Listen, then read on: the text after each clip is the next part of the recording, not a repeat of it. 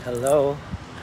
Hello po. Good afternoon po sa inyo lahat. It's me, David, and we are live. Nandito po tayo sa Musashi Kosugi. Musashi Shinjo. It's a beautiful, beautiful afternoon po. And I'm here again to do my daily live. And so lang pong i-share the intention of this live video is for me to share the amazing business opportunity that we have, which is digital marketing, while also practicing and learning what it takes to become a successful entrepreneur. Also po, by unlocking po our full potential through personal development.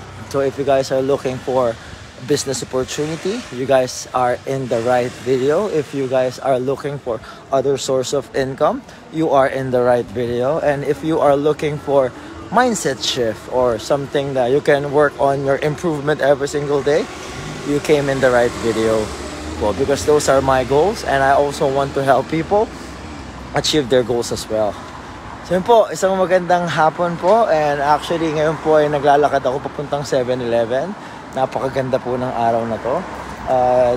Dito po ako para i-discuss ang isa sa mga topic or isa sa mga bagay na nakatulong sa akin when everything is like stressful, when pagka po meron po tayong mga pinagdadaanang mga bagay na hindi natin maiiwasang ma-stress, pag marami po tayong iniisip, pag medyo magulo-gulo po ang ating mind, ano ba itong pinag-uusapan natin is mindfulness. Ano ba yung mindfulness?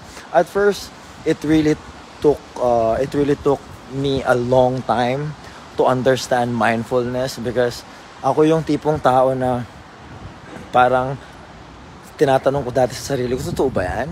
Is it true? Is it gonna happen? What is this? Just sitting down and like focusing all of your attention in one thing. Totoo ba siya nangyayari? So hindi ko siya naintindihan.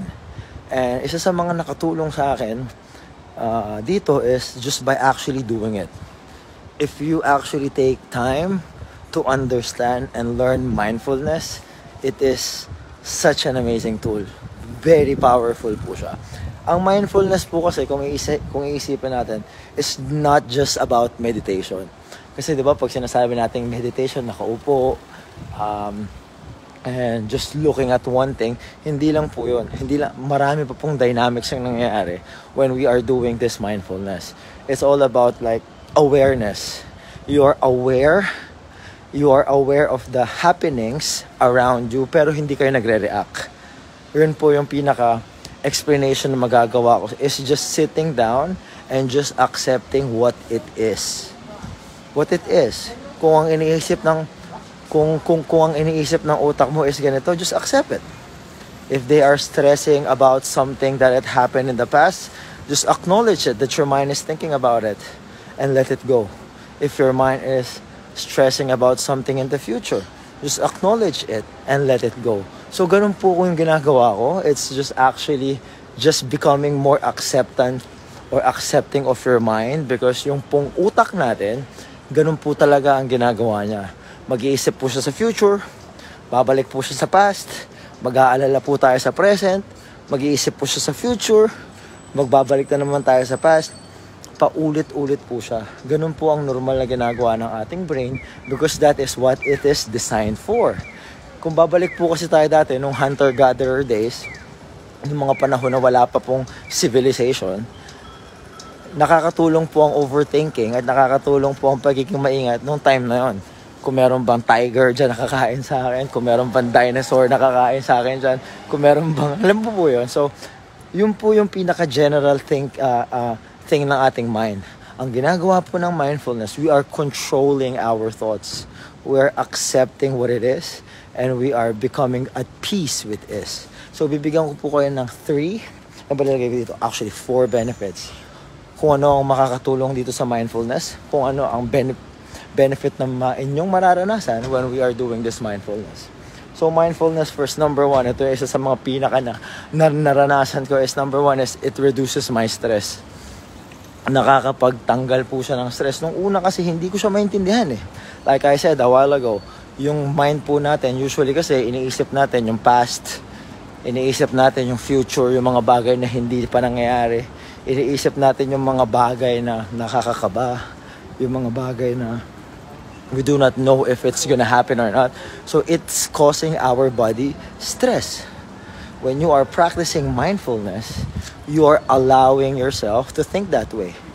Okay, my mind is thinking something na nangyari 5 years ago. Accept it and let it go.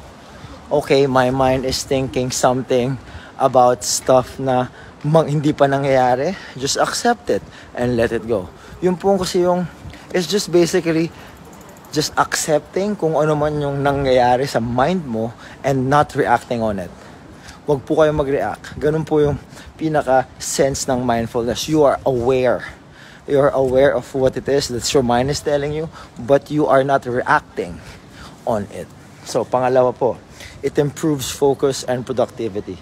Ang maganda po kasi sa mindfulness, yung pong ginagawa ko kasi is guided meditation.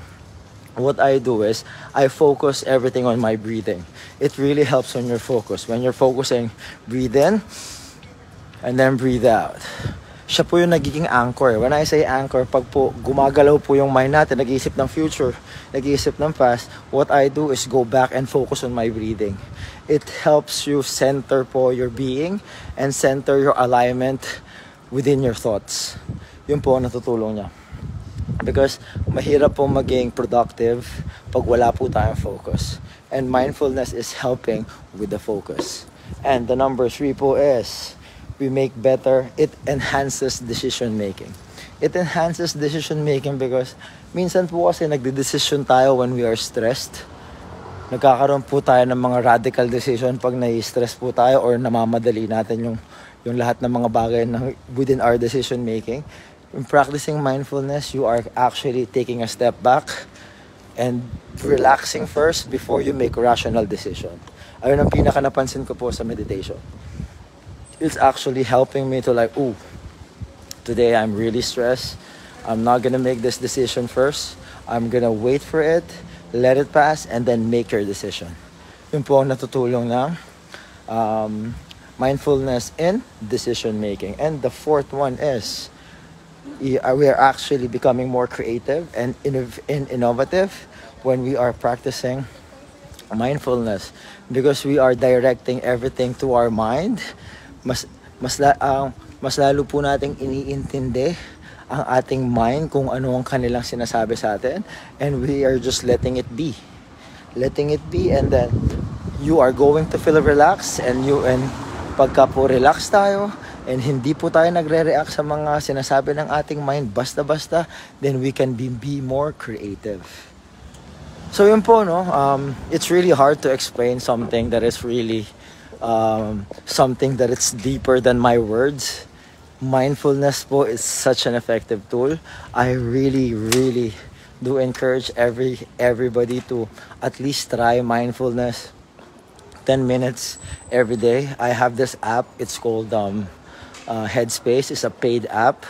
Ito po yung pinaka nagpaintindi sa akin kung ano ba talaga tong mindfulness. It's just basically being center and being acceptant of what your mind is telling you and not reacting po to it. Ganun ko po siya masasabi through my own words. But I really do recommend na if you are feeling stressed, if you are practicing this mindfulness, it is a really helpful tool para po sa mga things or sa mga bagay na stressful, sa mga bagay po pagka hindi po kayo mapakali, pagka hindi nyo po alam kung anong gumugulo sa isip nyo, sobrang nakakatulong po ang mindfulness. So yun po, I just want to do a quick recap po kung ano po ang ginagawa ng mindfulness bago ko magpaalam. Number 1 is, it reduces stress, like I said. It helps you relax and calm your mind. Pangalawa, it improves your focus and productivity because you are only focusing on one thing. And naiiwasan po natin yung pag-bounce ng ating mind through present and past. And the third one is, we are making good decision and we are improving our creativity as well. So yun po, no? Maraming salamat for watching this live. Again, the intention of this video is for me to give out value. I hope that I added value to your afternoon, and I hope na nakatulong po ako in every way na aking intention to do, because the intention to do ang intention po nitong live video na to is for me to share this amazing opportunity while also practicing and learning what it takes to become a successful entrepreneur. So yun po, I hope that you will have a really good afternoon or a really good morning and evening, whichever part of the world that you guys are watching, and I will see you guys again for my next live, which is tomorrow.